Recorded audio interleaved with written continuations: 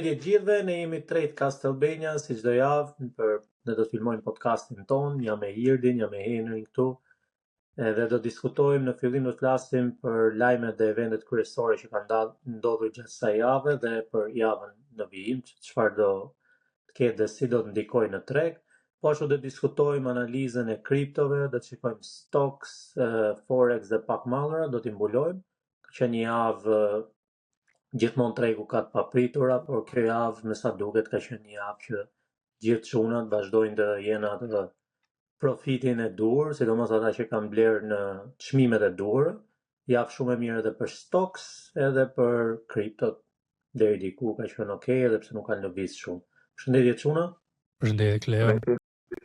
Po, ka qenë një javë vazhdimësie të trendit që ka filluar që nga data 8-9 prill, tani gati 3 javë. Në kripto filloi pak më parë. E bin që kemi tani 4 javë, e bin, data 17 sot në qezim.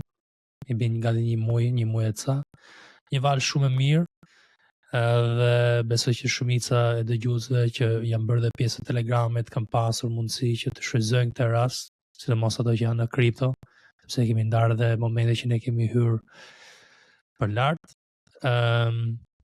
Dhe shikojmë ato që po tregtojnë aksione, kanë parë sa nga çuna që po tregtojnë aksione ka avancuar shumë në temi tregtarët shqiptar që po fillojnë tani me aksionet. Sa nga çunat na kanë falendëruar që ne po informojmë me aksionet edhe për podcastin. Do të thënë që vetëm dëgjoni podcastin edhe do bëni fit improvers. Po kemi pas disa komente te grupin Telegram.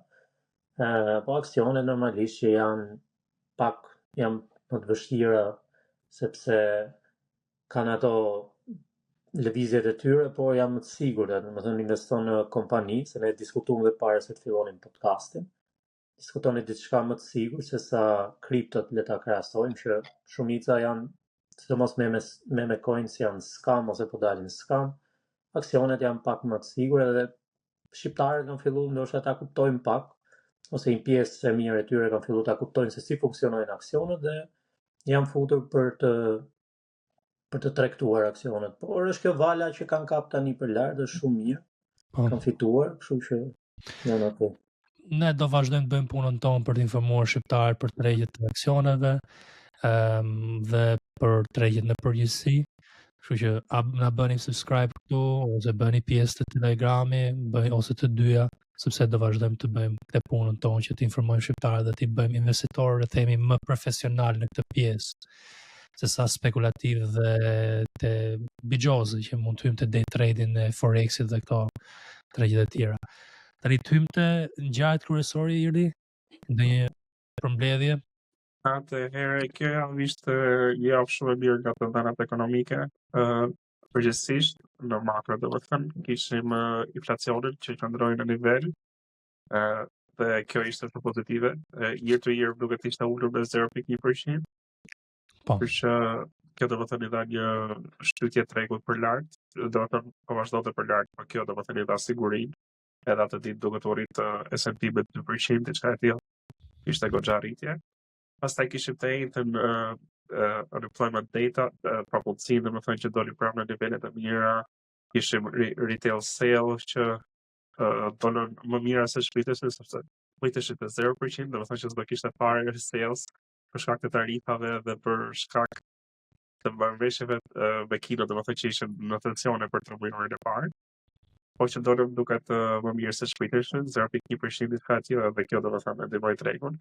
PPI data doli minus 0.3%. Kjo do të thënë ishte ajo miksja që i dha një ulje pak tregut në fillimin e të enjtës, por që u balancua në fund të ditës pozitive. Pak është për këto, Trumpi të dielën arriti marrëveshje me Kinën për ndalimin e tarifë për 90 ditë dhe uljen në 25% të tarifave. Atë nga 145% më thënë 30%, siç e parashikuam do të thënë që do ishte te 30-40% tarifat me Kinën, edhe Kina i mbajti te 20%, 10%, për produktet amerikane. Më duket se edhe për marrëveshjet elektronike, Nvidia, AMD kanë arritur marrëveshje, do të thënë me qeverinë kineze për investime, për krijimin e fabrikave, investime dhe kjo kishte një rritje në sektorin e teknologjisë. Kështu që duket sikur marrëdhëniet janë balancuar. Ishte edhe një lajm që presidenti Trump mund të vizitoj Kinën së shpejti, ndoshta për një marrëveshje më solide me Kinën. Kështu që duket sikur bëri një zhurmë të madhe Trump për asgjë. Thjesht uli ato tregje, blen lirë, kështu që i po veri. Edhe pastaj tash I kemi këtë valur për rritje. Kështu që pak a shumë kjo Patëm dhe marrëveshjen e Trumpit me Arabin Saudite. Kjo do fusi triliona në triliona dollar, domethënë duket sikur është marrëveshje për të raportuar më shumë dërjen e teknologjisë nukleare për Arabinë Saudite, kështu që Arabia Saudite do investojë në ekonominë amerikane triliona dollar. Lajm shumë mirë për Amerikën, ndoshta edhe për lidhjen e mesme, për sepse siç e ke faqja nëpërmjet anëmore, siç ka qenë këto 80 vitet e fundit, edhe lufta midis Pakistanit dhe Indisë arriti në një marrëveshje për shkak të mospërdorimit të armëve bashkëkombëtare, kështu që besoj se bota dihet më sigurt për momentin. Këtë lufta Ukrainë-Rusi ka ngel. Pse Gaza me Izrael. Marrëveshje ose një presion që do të shumë Izraelit për të ndaluar sulmet do të arritë marrëveshje me Arabin Saudite. Kështu që duket si një situatë më shqetëse se ç'ishte për të. Besoj edhe situatën në Ukrainë në Rusi do të zgjidhet shumë shpejt sepse ka hyrë Amerika aty për të marrë mburimet natyrore ose për të qenë aksioner pjesëtar në mburimet natyrore të Ukrainës.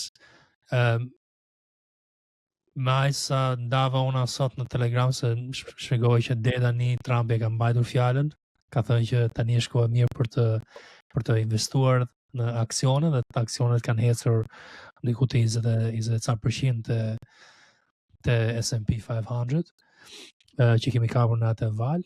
Ka pasur shumë ngjarje pozitive, po mendoj të mbuloshim mirë marrëveshjen me Kinën dhe marrëveshjen me Arabinë Saudite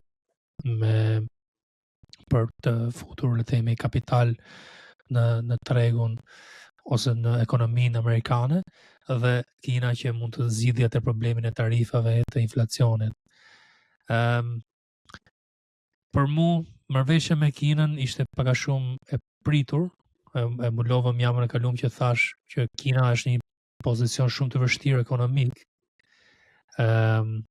dhe ka nevojë që të bëjë këtë marrëveshje sepse ka probleme me tregun imobiliar, mund të jetë shqip fjalë, po tregun e pronave, real estate ka shumë probleme, ka ndërtuar shumë dhe njihet që ka Ghost City, I bën që qytete që janë që ka vetëm kulla dhe nuk ka njerëz që jetojnë brenda të kullat.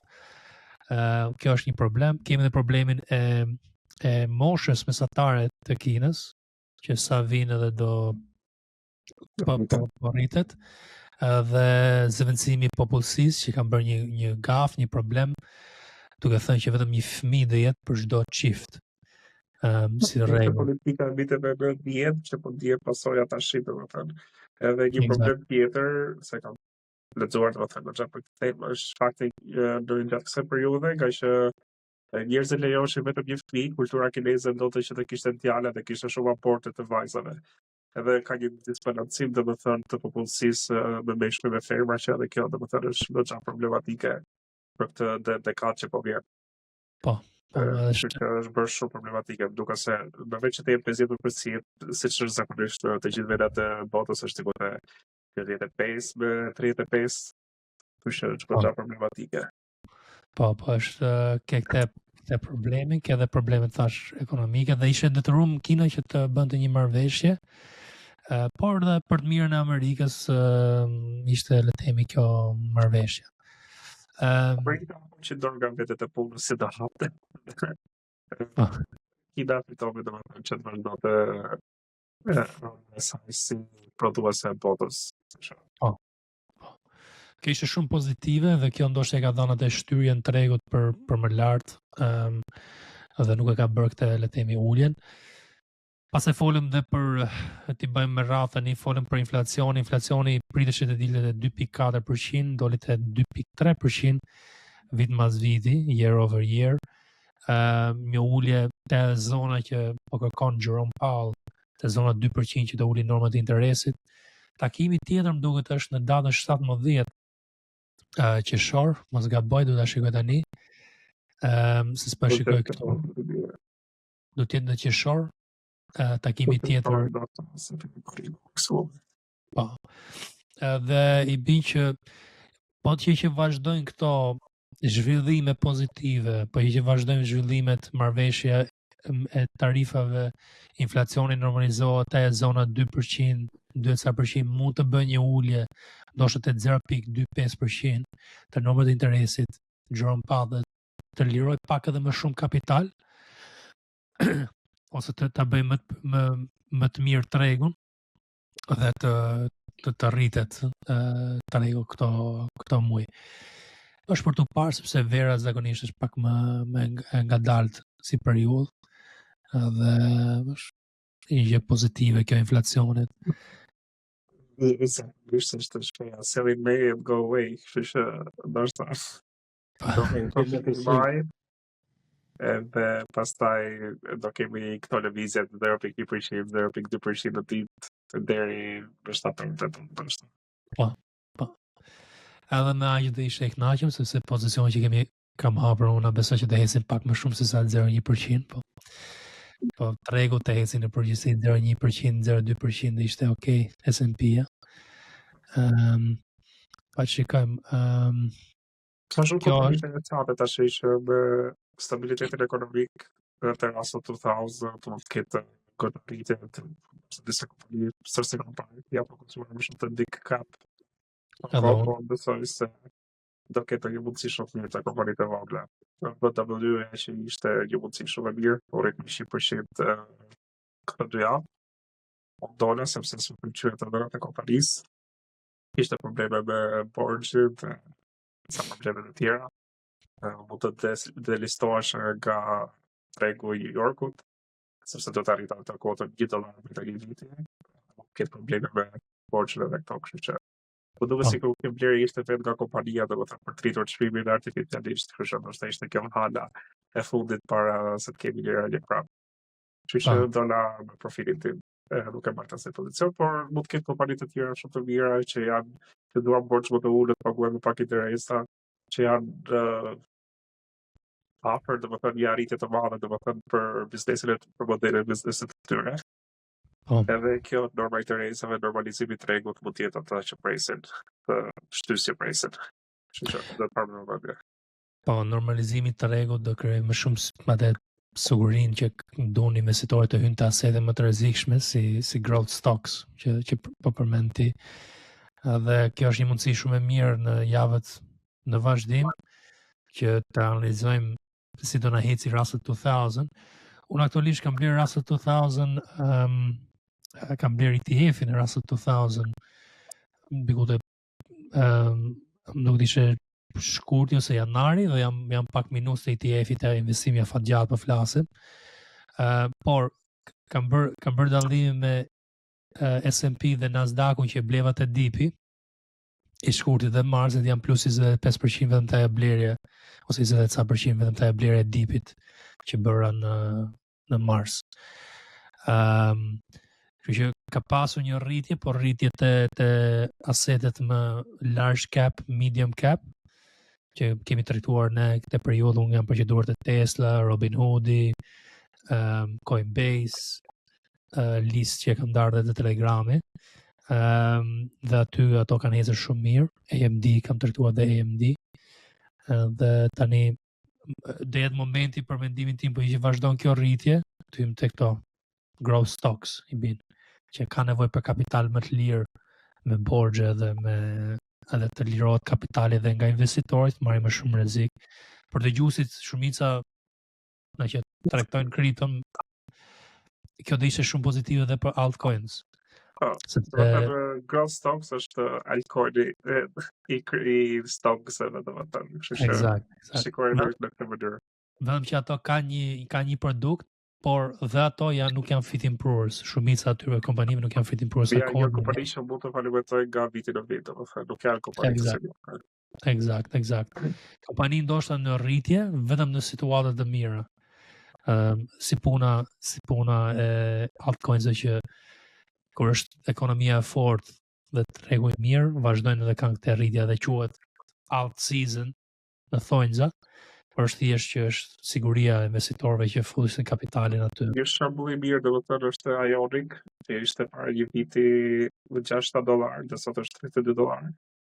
Kështu që ishte një growth stocks, por që qëlloi në momentin e dur, kishte bëri modelin e biznesit e vet fit improvers në momentin e dur dhe është rritur goxha. Nëse do ishte $60 për shembull në periudhën e shkurt të marsit, që kishte materialin e madh të prillit, ndoshta do ishte më si kompani. Kështu që është edhe koha domethënë që shesh momentin e dur, ndoshta për të gjetur një kompani të gjashme të mirë. Po, un kam investuar te Quantum Computing, kam Quantum Computing Inc, që është QUBT. Ka ecur 39% vetëm dje, diku te 77% që në momentin që kam hyrë unë. Që jemi gati 2 javë këtu. Është shumë e ngjashme me IonQ dhe te industria e njëjtë. Dhe kam hyrë pak si agresiv, mund thosh, te sektori quantum computing, me ide që është një inovacion në themi ose një mundësi e mirë për të avancuar njerëzimi, pak a shumë si AI. Mendoj që do vi një val super cycle ose super rritje në quantum computing dhe kam përzgjedhur disa kompani, mund të jenë 6 kompani që i shikoj dhe mbajnë në veshgim gjithë kohës, me idenë që të bëhet një rritje jashtëzakonshme të ato. Një industri tjetër që po pëlqen është semiconductor, ka pasur një rritje. Një përshim do të 20% për këto 2 javë. Domethënë Nvidia ishte te $95, është $35. Dje u duket te $135. AMD gjithashtu po rikuperohet në zona $120, duket sikur ka një rezistencë. Apo është një kompani që pëlqen nga investimet që ka bërë të kohë të fundit, ishte edhe në marrëveshjet me Arabi Saudite duket, ishte CEO Arabi Saudite, kështu që ndoshta mund të marrë fonde edhe nga Arabia Saudite, kështu që për të parë. Po, AMD është shumë mirë. Një nga antarët tonë të Discordi ka investuar aty që nga bottom, ka qenë 90 më duket, 90 ca. Dhe investuam bashkë atë, unë investova në options, që do në profit, ai investova në stocks. Na e kam majtur ka shitur një cop tani te kjo zona 117. Un kam hyrë te zona 100, sa ka kaluar 100-ën, do ta mbulojmë në grafik pak më vonë. Që shikojmë pak ca lëvizje të reja që kemi bërë ne dhe si kemi manevruar në këtë fazë të tregut. Por AMD ka qenë shumë mirë. Unë po shikoj të semiconductors, me që e përmende një kompani që quhet Seals Q Corp, është LAS. Ka një shtrëngim çmimi, nuk e kam studiuar mirë, po më pëlqen shumë formimi i çmimit për një, le të themi, shpërthim. Po që ecën edhe më shumë sektori i semiconductors me këtë rritje, se shikoj edhe ETF-in e SOXL që ku e krahasoj me po ku e shikon krahasim me çmimin historik që ka pasur në se diku të 70 më duket, sa jemi akoma 18. Ka goxha potencial sektorit të ringjallët edhe të bëjnë një cikël për lart.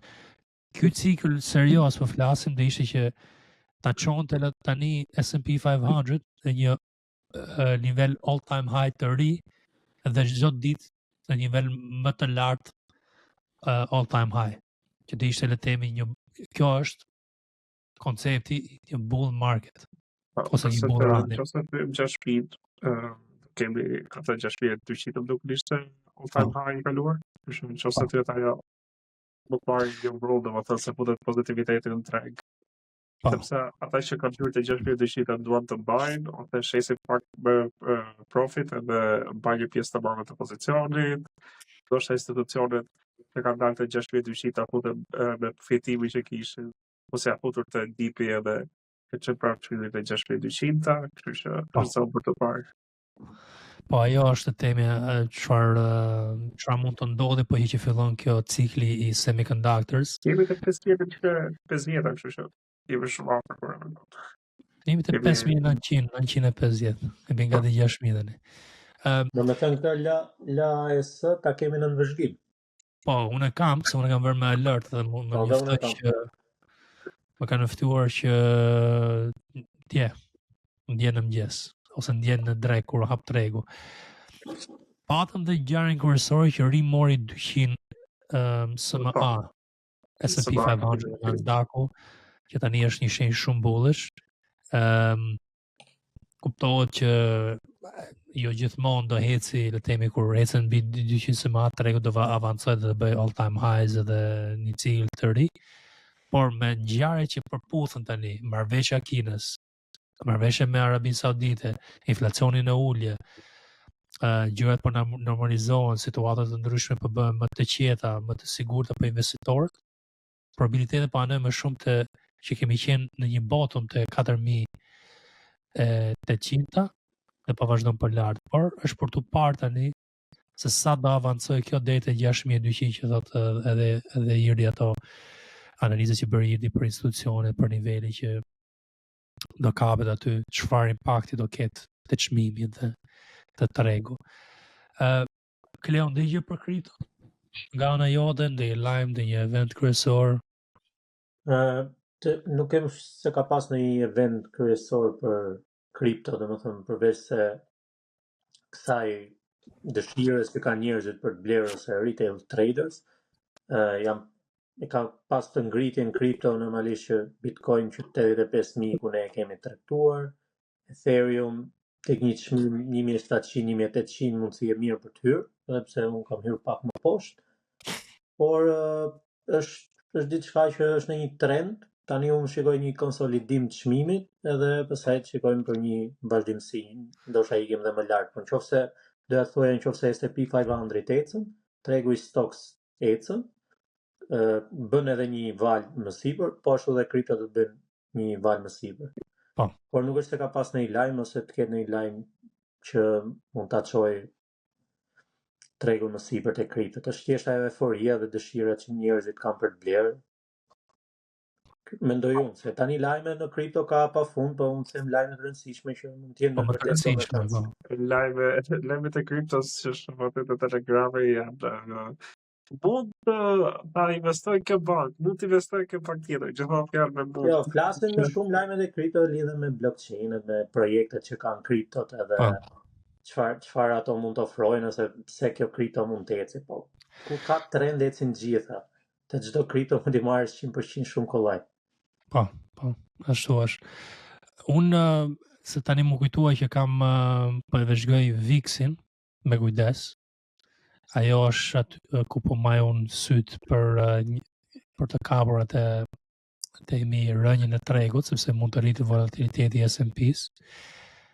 Edhe mund të lidhë me këtë pjesë që tha Kleo që po ishte bin S&P 500, bin kripto, po ishte do rritet dhe kripto me një val më themi më të lartë, se S&P-a mund të ecë 2-3%, kripto mund të ecë 5-10 varet.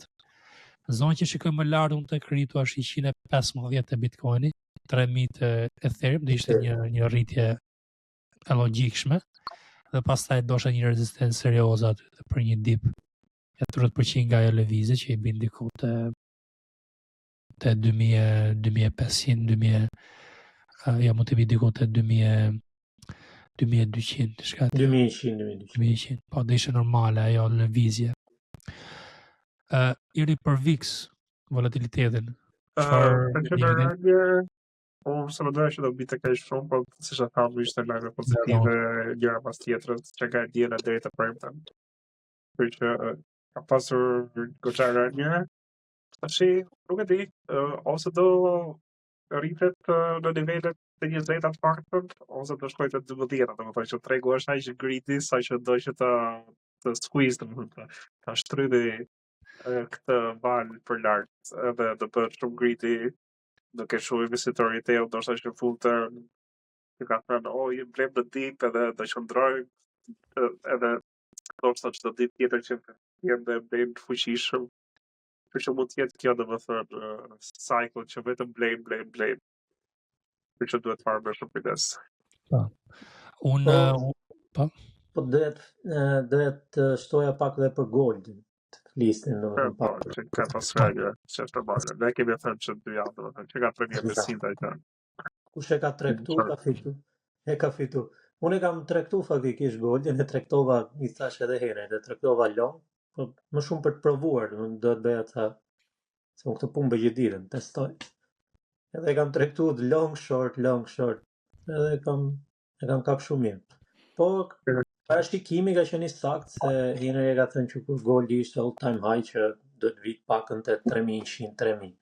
Edhe aty është 3100 e ka tregtuar dhe një nga antarët tonë të Discord dhe në short e ka ndarë. Çunat e Telegrami nuk e besoshin, sepse mendoshin që dëshonte për më lart Goldi, por logjika tregu që kapitali duhet të dalë nga diku që të futet në stocks. Për VIX që të shto edhe diçka këtu, unë atë po e maj tani në vëzhgim dhe sugjeroj të gjithë dëgjuesit që ta kenë në vëzhgim volatilitetin.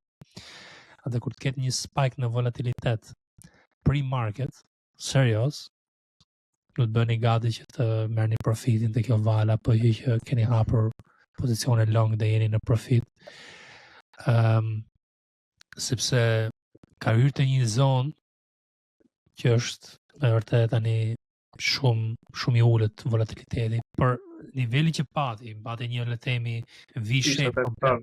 Ishte të 70 të 50, po rrite me ditë, domethënë nuk përse po rrite siç ishte ngushtin e kaluar që shkova një ditë 70 dhe kishte ulur të një herë. Të ndroi me ditë në zona shumë të larta. Domethënë që kishte shumë shit vlerë në ato zona. Po te zona e volatilitetit, po dukeshin shenja që mund të ishte një bottom në treg. Edhe ajo ka ndodhur deri tani, sepse tregu është rritur diku te 20% që atëherë. Floriri që përmendi Cleo te 3100 që kishim parashikuar ne. Kemi dollarin që ka vazhduar një rritje tani në normalizimi. Sidomos mbas marrëveshjes me Kinën, e ka ndihmuar shumë ajo marrëveshje që të normalizojë dhe të rrisi pak dollarin. Dhe të dollari unë tani duke konvertuar paran ka pound në dollar, ka fituar diku te 1.5%, 2%, edhe në këmbimi që kam bërë nga poundi që po mbaja në rënjë dollarit, fitova 4%, dhe 2% ka fituar në këtë rritje. Kështu që ato që thonë që ne nuk dim të tregtojmë Forexin, 2% me 80x që tregtoni ju janë 100%. Po ne që kemi kapitalin në raste të tjera tregtojmë në mënyrë tjetër për të menaxhuar në temi kapitalin për fituar. Çfarë thotë Irdi? Nuk është se kisha investuar, por që kam llogarinë e euro. Irdi u shkut. Okej. Kjo është situata, patëm jobless claims që përmendi pak më parë Irdi, që dolën të pandryshuar. Këto janë kërkesat e papunësisë ose ndihmat që bëhen javë mas jave në Amerikë. Edhe po që kjo rritet, është një shenjë negative. Janë pozitive fakti që nuk është rritur, tregon një qëndrueshmëri në ekonomi. Irdi, po thoni diçka për po thosha që përse nuk isha investuar për 3-4 ditë, çipi që llogaria vetëm rritesh në dollar, domethënë. Që kisha llogarinë e euro, edhe euro të bësh më të vlefshme, domethënë. Eksakt. Ishte gjësi shumë e mirë të drejtës. Ishte $1-2 në ditë duke mos bërë atje. Po. Është ajo që edhe Forexin du ta marrësh parasysh kur je një tregtar i aksioneve, sepse varet se çfarë currency, çfarë currency e mani ju le temi accountin tuaj, unë mundom të marr në pound, por bë këtë këmbimin dollar pound. Sa herë që blen, domethënë bëhet këmbimi automatikisht, domethënë për sa më fair për tregtarin. Zakonisht ka kontra kompani serioze, domethënë si BKA apo na përdorin shumë. Po. Kështu që vend të vlera që kam investuar, pastaj edhe të këmbimi tjetër që kam bërë, edhe kam dalë edhe me fituar këto. Kjo është situata që për ju që bëni Forexin, që mund të bëni fitime dhe në Forex dhe në stocks në të njëjtën mënyrë, për që dini. Tjetër i lajmi për tarifat, do të thotë për Europën, ndo më shumë nga marrëveshja me Amerikën e Europës se sa Britania dhe Kina. I bi që mund të negocioj pak si më shumë, më agresiv Europa me Amerikën, po varet se si do e Këtë duhet edhe të regu, domethënë që ekonomia europiane po rritet goxha fuqishëm. Përveç asaj valës të vogël që kapëm short e tregu gjerman, ka shkuar log, po thjesht çdo ditë. Po rritet, domethënë nëse S&P rritet me 0.3%, DAX rritet me 0.6, 0.7, po thjesht dyfishin. Po, DAX ka qenë shumë mirë. Edhe në janari deri te shkurti, fundi i shkurtit, unë kam fituar më shumë te tregjet europiane se sa tregjet amerikane, me ca nga investimi që kemi bërë te tregu francez nga bottom, sepse Gjermani kishte ecur pak më parë, edhe nuk e kapshim dot, ose nuk e blente RR-ja dhe faktorët e tjerë, dhe kështu që jemi përqendruar te tregu francez atëherë, dhe ka dhënë fitime në atë periudhë kur ishte shumë e vështirë tregu amerikan. Okej. Besoj që ka diçka tjetër për çtu, po patëm ndonjë ngjarje ose ndonjë gjë tjetër. Edhe naftën që po shkon goxha mirë, po rritet avash çdo ditë, kurse ndoshta edhe marrëveshje me Arabi Saudite, ndoshta ka pasur një impakt. Ka një rritje stabil, duke sigur po rritet avash, ndoshta javës tjetër mund të kemi ndonjë rritje më të madhe. Unë e qof që Oksi, domethënë akanti dhe Oksi, domethënë, është rritur me 7-8% nga momenti i hyrjes, stabil, që edhe dividendi që do marrë tash në fund të muajit, për që është shumë mirë në momentin. Të vjetë do ishte momenti ku të shisja Oksin, që ishte $15. Po, unë nga ana ime fatkeqësisht e kisha studiuar, le të themi, naftën, edhe me idenë që të tregtoja ndonjë aksion me në industrisë të naftës si Oksi ose diçka tjetër. Patëm dhe gazin natural, i thash Kleos që të shikoshim gazin natural përpara 2 javësh në rrugën. Thjesht 7% çdo ditë. Po, dhe Kleo më çoi një listë, edhe unë nuk e pash listën, unë përqendrova më shumë te growth dhe te tech. Dhe kam hyrë themi te këto aksionet e teknologjisë Tesla. Unë e bëra punën time. Ti e bëre punën tënde. Edhe jam pak në temi jo i mërzit, po vjen keq që nuk traktova një sektor që kishte studiuar dhe kishim kapur disa mundësi të mira aty te filtrimet e Unë tash ri dhe ja çoj çdo ditë nga një ndrysh. Shikoj edhe kjo ka ecë. Na kam përshmat, se ke lexuar këtë? Disa përqim pas ka ikur. Shikoj 30% kjo, 50% kjo, pse syre dhe kjo? Unë ta kam çu. Ma përmend disa herë. Edhe prandaj kam gjerë kështu. Po, gjëra që ndodhen nuk është që do të kapësh gjithë rastet në treg kryesor, është kapësh diçka dhe të jesh i pozicionuar në një valë serioze të mirë. Atë aksionit BWI ka qenë edhe kjo pjesa e gazit. Atë ndoshta u rrit me 100%, që u rrit e shpejt, ndoshta. Po gazi natural. Do të shikojmë tani në analizën teknikale. Okej, atëherë po mbyllim me kaq segmentin e ngjarjeve kryesore të javës. Diçka tjetër që vëre, domethënë është që sektori mjekësisë, po ecën shumë avash, i bioteknologjisë. Kështu që ndoshta është një moment i mirë për blerë. Kemi pasur ato ulur goxha të madhe. Pfizer është $22, që më duket shumë të mirë për të blerë.